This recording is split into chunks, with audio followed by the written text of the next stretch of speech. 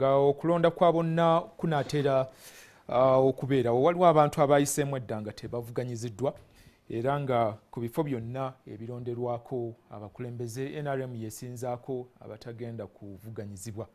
NRM erinako abantu bali kale katusooke ne DP erinako abantu 12 ku bana abatavuganyiziddwa abo bayiseemu dda butereevu. Twogera ku bifo okuva ku kansala okutuuka ku member wa parliament.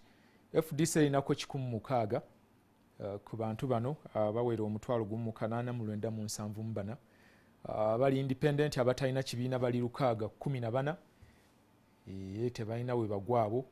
Kakati waliwo Justice Forum oba jema erinayo omu tavuganyiziddwa yayiseewo dda butereevu.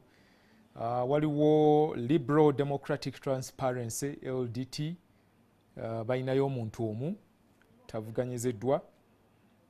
Tuleeta ani omulala NRM balina abantu 1,841 bano kuliko bakansala ab'oku district aba municipal aba division ba member ba parliament ba ssentebe abazi LC5 kakati National Unity Platform NUP balinako abantu 54 ku muwendo guno gwonna ogw'abantu 1,894 UPC bali 43 beba UPC.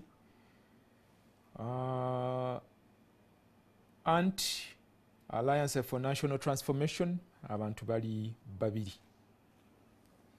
wetuliawo kakati bano yinza okugamba bayitiddemu ku mukeeka mu mbeera eyo naye nga okutwalira awamu omwendo gw'abeesimbyewo ku bifo bino ebyobubaka ne ssentebe